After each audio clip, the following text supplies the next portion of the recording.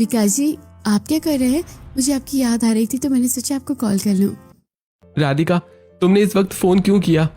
तुम्हें नहीं पता मैं ऑफिस में व्यस्त हूँ, बिजनेस में बहुत काम रहता है। तुम गांव की हो, तुम्हें ये सब समझ में नहीं आएगा। चलो अब फोन रखो।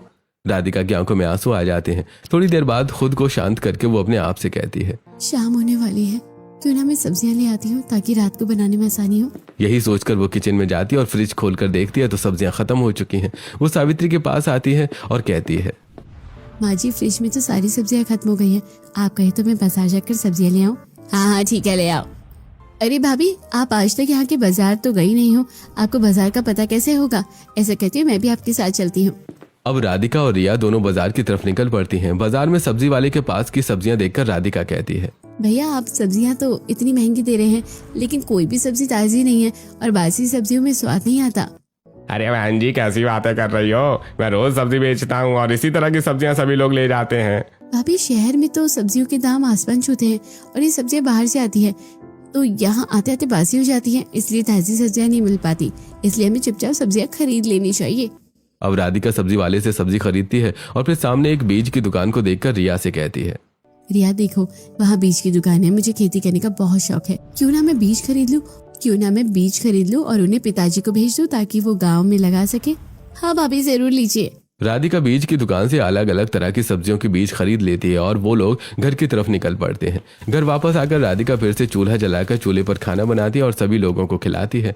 ऐसी रात हो जाती है और राधिका कमरे में विकास से बातें करते हुए कहती है, सुनिए, मैं जब से आई हूँ तब से आप मुझसे ज्यादा बातें नहीं कर रहे हैं। मैं चाहती हूँ कि आप मुझसे ढेर सारी बातें करें ताकि हम दोनों एक दूसरे को अच्छी तरह जान सके। राधिका, तुम गांव की देहाती और मैं शहर का लड़का, भला मैं तुमसे ढेर सारी बातें क्या कर सकता हूँ? वैसे भी मुझे सुबह ऑफिस जाना है, इसलिए मुझे सोने दो। ऐसा कहकर विकास सो जाता है। राधिका को नींद नहीं आती। थोड़ी देर बाद उसकी नजर उन बीजों पर पड़ती है जो उसने खरीदे थे। यहाँ कोई मुझसे अच्छी तरह बात नहीं करना चाहता। सब मुझे गाँव की गंवार समझते हैं। मैं सारा दिन घर में बोर हो जाती हूँ। ऐसा करती हूँ, इन बीजों को लेकर पीछे वाले आंगन में खेती करना शुरू करती हूँ। इससे मेरा टाइम भी पास हो जाएगा और मुझे ताज़ी सब्जियाँ भी मिल जाएंगी। ऐसा सोचते हुए राधिका सो जाती है। अगले दिन सुबह के ठीक 5 बजे हैं। पूरा बंगला गहरी नींद में डूबा हुआ है, लेकिन राधिका अपने संकल्प के साथ उठ चुकी है। वो दबे पांव पीछे से खाली प्लॉट की ओर बढ़ती है जहाँ कंकड़ पत्थर और जंगली घास उगी हुई है। मिट्टी थोड़ी सख्त है, पर मेहनत से क्या नहीं हो सकता। पहले मुझे इसकी जुताई करनी होगी और ईंटों से छोटी छोटी मेड़ बनानी पड़ेगी ताकि पानी बाहर ना बहे। वो स्टोर रूम से पुरानी कुदाल निकालती है। उसके हाथों में काले छाले पड़ने का डर है, लेकिन फिर भी वो पूरी ताकत से जमीन गोड़ना शुरू कर देती है। कुछ ही देर में उसके माथे पर पसीना चमकने लगता है और जमीन को देखकर वो अपने आप से कहती है, मिट्टी अब नरम होने लगी है। ये किनारे पड़े ईंट यहाँ काम आएंगे। एक एक करके इन्हें करीने से लगा देती हूँ। राधिका अपने खेत के चारों तरफ ईंट की मेड़ लगाती है और उसके बाद राधिका वहां गार्डन में पानी डालने वाले पाइप से पूरे प्लॉट को पानी से तर कर देती है। वो झुककर एक एक बीज मिट्टी में रोपती है। तभी रिया टहलते हुए वहां पहुंचती है और अपनी भाभी को इस हालत में देखकर दंग रह जाती है। भाभी, ये सब आप क्या कर रही है? इतनी सुबह पूरी मिट्टी में लटपट है। रिया देखो, मैंने सारे बीज लगा दिए हैं। कुछ दिनों बाद यहाँ सब्जियां तैयार हो जाएंगी और फिर हमें बाजार की बासी सब्जियां खाने की जरूरत नहीं पड़ेगी। कुछ ही दिनों में यहाँ हरी भरी फसल लहराएगी। पर भाभी, शहर की सख्त जमीन पर खेती, लोग देखेंगे तो क्या कहेंगे कि इतने बड़े बंगले में सब्जियां उगाई जा रही है। पापा को पता चला तो? क्यों नहीं हो सकती रिया, मिट्टी तो माँ होती है, बस उसे थोड़ा प्यार चाहिए। बस यहाँ दोपहर में बहुत तेज धूप आती है तो मैं सोच रही हूँ यहाँ कोई छोटी सी छायादार झोपड़ी बना दूँ। ये तो बहुत ही शानदार आइडिया है भाभी। चलिए मैं आपकी मदद करती हूँ। हम दोनों मिलकर इसे एक सुंदर सी रसोई का रूप दे देंगे। दोनों मिलकर स्टोर रूम से पुराने बांस और चटाइयां निकालती हैं। राधिका बांस गाड़ती है और रिया ऊपर से तिरपाल बांधने में मदद करती है। कुछ ही घंटों में एक सुंदर और ठंडी झोपड़ी तैयार हो जाती है। वाह भाभी, आपकी रसोई तो किसी रिजॉर्ट जैसी लग रही है। यहाँ कितनी ठंडी हवा आ रही है। चलिए अब खाना बनाना शुरू कीजिए। आज का खाना यही होगा। राधिका खुशी खुशी चूल्हा जलाती है और मिट्टी की हांडियों में खाना पकाना शुरू करती है। खाने की खुशबू चारों तरफ बिखरने लगती है। दोपहर का समय है। घर के सभी सदस्य पीछे के आंगन में आते हैं। आलीशान बंगले के पीछे एक झोपड़ी और मेड़ वाली जमीन देखकर सावित्री का पारा चढ़ जाता है। ये क्या तमाशा है राधिका, तुमने मेरा सारा गार्डन बर्बाद कर दिया। यहाँ महंगे फूल होने चाहिए थे और तुमने यहाँ मिट्टी के ढेर लगा दी है। ये झोपड़ी कितनी अजीब लग रही है। लेकिन माँ जी, मैंने तो इस खाली जमीन पर सब्जियों के बीज लगाए हैं। कुछ दिनों बाद यहाँ पर हरी और ताज़ी सब्जियाँ मिलेगी जिनका स्वाद शहर की सब्जियों से लाख गुना ज्यादा अच्छा होगा। राधिका सही कहती है सावित्री, ये तो बहुत पुण्य का काम है। अब हमें घर की ताज़ी और शुद्ध सब्जियाँ मिलेगी। राधिका, तूने तो इस बंजर जमीन में जान डाल दी। दादी माँ, आप हमेशा इसका पक्ष लेती हैं। देखिए तो सही, झोपड़ी की वजह से हमारे बंगले का लुक कितना डाउन लग रहा है। कोई देखेगा तो क्या कहेगा कि हम झुग्गी में रहते हैं। खैर जो भी हो, खुशबू तो बहुत अच्छी आ रही है। राधिका, आज तुमने क्या खास बनाया है? हम लोग बहुत भूखे हैं। पिताजी, मैंने चूल्हे पर कड़ी चावल और ताज़ा साग बनाया है। सब लोग अनमने मन से चौकियों पर बैठते हैं और जैसे ही खाना परोसा जाता है सबकी शिकायतें गायब हो जाती हैं। खाने का स्वाद इतना अद्भुत है कि सब उंगलियां चाटने लगते हैं। लाजवाब, ऐसी कड़ी तो मैंने आज तक नहीं खाई। राधिका, मानना पड़ेगा तुम्हारे हाथ के हुनर का कोई मुकाबला नहीं है। राधिका, तुम्हें ये सब फालतू काम करने को कहता कौन है? समय बीतता जाता है। राधिका रोज अपने खेतों की सेवा करती है और चूल्हे पर खाना बनाती है। सब्जियां अब धीरे धीरे उगने लगी हैं। एक दिन सिया परेशान होकर अपनी बड़ी भाभी के कमरे में जाती है। बड़ी भाभी, आज मेरी सहेलियां आ रही है, प्लीज उनके लिए कुछ नाश्ता बना दीजिए। मेरी इज्जत का सवाल है, वो लोग बहुत हाई फाई हैं। मेरा दिमाग मत चाटो सिया, मैं कोई तुम्हारी नौकरानी नहीं हूँ जो रसोई में पसीना बहाऊं। जाकर बाहर से कुछ ऑर्डर कर लो, मुझे अपनी नींद पूरी करनी है। पर भाभी, मेरे पास पैसे नहीं है और भैया का फोन भी नहीं लग रहा। प्लीज आप मुझे कुछ पैसे दे दीजिए ताकि मैं बाहर से कुछ ऑर्डर कर सकूं। मेरे पास पैसे नहीं है और मेरा दिमाग मत खराब करो, मुझे सोना है, जाओ यहाँ से। पायल ऐसा कहकर सो जाती है। शाम को सिया की सहेलियां आ जाती हैं। सिया शर्मिंदा होकर बैठी है, तभी राधिका और रिया वहां मुस्कुराते हुए पहुंचती हैं। सिया, तुम क्यों परेशान हो? मैंने और रिया ने तुम्हारी सहेलियों के लिए पीछे की रसोई में सब इंतजाम कर दिया है, तुम सबको वहां ले जाओ। क्या आपने बनाया है? पर भाभी, वो मॉडर्न लड़कियां हैं, क्या उन्हें आपका ये सेटअप पसंद आएगा? हाँ हाँ, जरूर पसंद आएगा, तुम उन्हें पीछे लेकर तो जाओ। सिया अपनी सहेलियों को पीछे ले जाती है। उसकी सभी सहेलियां देखती हैं कि पीछे एक झोपड़ी बनी है और वहाँ एक मिट्टी का चूल्हा है जिस पर खाना बना हुआ है और उसी के पीछे हरी भरी सब्जियों की खेती है जिसमें टमाटर, मिर्ची, भिंडी, धनिया, मूली, गाजर, आलू, गोभी, भट्टे सब कुछ लगा हुआ है।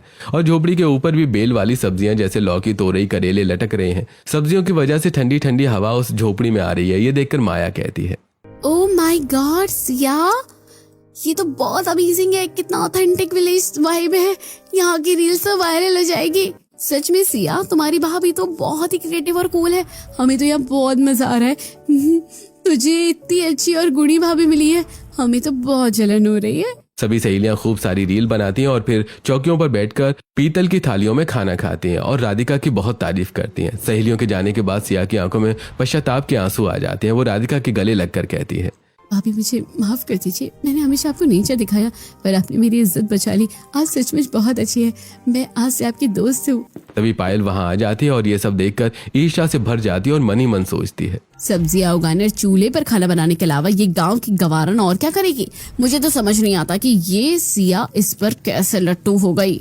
ऐसे दिन बीत रहे थे और राधिका अपनी सब्जी की खेती में जी जान लगाकर मेहनत कर रही थी। साथ ही वो घर वालों को चूल्हे पर अपनी उगाई हुई ताजी सब्जियां बनाकर खिला रही थी। ये सब देखकर रमेश, दादी माँ, आकाश, रिया और सिया सब राधिका के फैन हो चुके थे। लेकिन सुमित्रा, विकास और पायल अभी भी राधिका को पसंद नहीं करते थे। एक दिन विकास ऑफिस से बहुत तनाव में घर आता है और सबको हॉल में बुलाकर कहता है, माँ, पिताजी, कल मेरे बॉस और उनकी पत्नी डिनर पर आ रहे हैं। ये डील मेरे करियर के लिए बहुत जरूरी है। हमने एक बड़ा रसोइया बुक किया है, सब कुछ परफेक्ट होना चाहिए।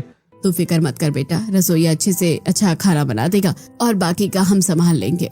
विकास ये सुनकर खुश हो जाता है। अगले दिन घर में मेहमानों के आने की तैयारी चल रही थी, तभी रमेश हॉल में आता है और सभी लोगों से कहता है, बहुत बुरा हुआ, रसोइया का अचानक एक्सीडेंट हो गया है, वो नहीं आ पाएगा। अब इतनी जल्दी हमें दूसरा अच्छा कुक कहाँ मिलेगा? हे भगवान, अब क्या होगा? विकास के बॉस आने ही वाले होंगे। अगर खाना खराब हुआ तो विकास का प्रमोशन रुक जाएगा, हम क्या करेंगे? पिताजी, आप लोग घबराइए मत, मैं खाना बना दूंगी, मुझे सब कुछ मैनेज करना आता है। मैं विकास जी को निराश नहीं होने दूंगी। ये खाना बनाएगी तो प्रमोशन तो गया समझो। वो बॉस शहर के बड़े आदमी हैं, वो ये देहाती का खाना देखकर ओह हमारी नाक कट जाएगी। पायल, तुम्हारे पास कोई और रास्ता है? अगर नहीं है तो राधिका को करने दो, मुझे मेरी बहू पर भरोसा है, वो आज चमत्कार करेगी। राधिका तुरंत अपने खेतों में जाती है, ताजी भिंडी, टमाटर और मिर्चें तोड़ती है। दादी माँ भी वहां आकर बैठ जाती हैं और राधिका का उत्साह बढ़ाती हैं। कितनी शुद्ध हवा है यहाँ। राधिका, तू खाना बना, मैं यहीं बैठती हूँ। इन खेतों के पास बैठने में जो राहत है वो एसी के कमरों में कहाँ। राधिका खुश हो जाती है और मिट्टी की हांडियों में खाना बनाना शुरू करती है। वो अलग अलग तरह की सब्जियां, दाल, चावल, रोटी, पूड़ी, पकौड़े और मीठे में सूजी का हलवा बनाती है। कुछ देर बाद विकास अपने बॉस और उनकी पत्नी के साथ घर के पीछे पहुंचता है। बॉस की पत्नी पीछे का नजारा देखकर चौंक जाती है और कहती है, वाह, देखो जी, यहाँ कितने प्यारे खेत हैं, शहर के बीचों बीच ऐसी हरियाली, और ये चूल्हा, ये तो मेरी नानी के घर की याद दिला रहा है। बहुत ही ग्रेसफुल है। वाकई ये सब तो बहुत ही दुर्लभ है। क्या हम इन चौकियों पर बैठकर खाना खाएंगे? अरे मुझे तो यकीन ही नहीं हो रहा है कि मुझे फिर से ऐसा शुद्ध खाना नसीब होगा।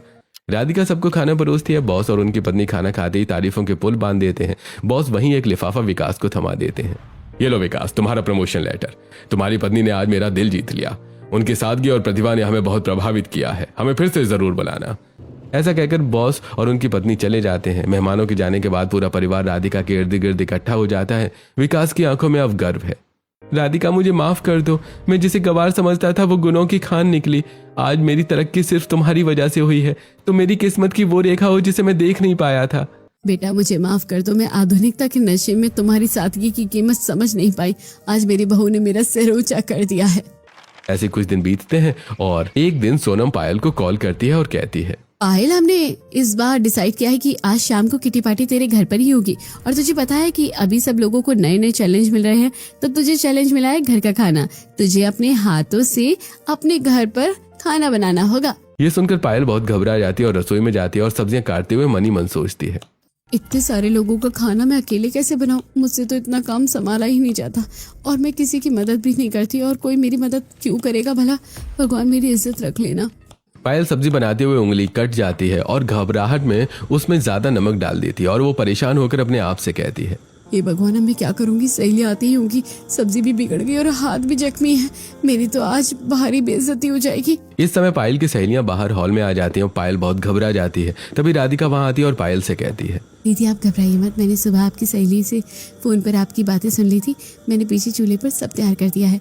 आप सहेली से मिलिए और उन्हें पीछे चूल्हे के पास ले आइए। सब कुछ तैयार है। पायल ये सुनकर हैरान रह जाती है। थोड़ी देर बाद पायल अपनी सहेलियों को लेकर राधिका के खेतों के पास पहुंचती है। सारी सहेलियां खेतों और चूल्हे को देखकर बहुत खुश हो जाती हैं और कहती हैं, यार पायल, इतना सुंदर सेटअप है ये तेरा, और ये खाना तूने बनाया है? इससे तो कमाल की खुशबू आ रही है।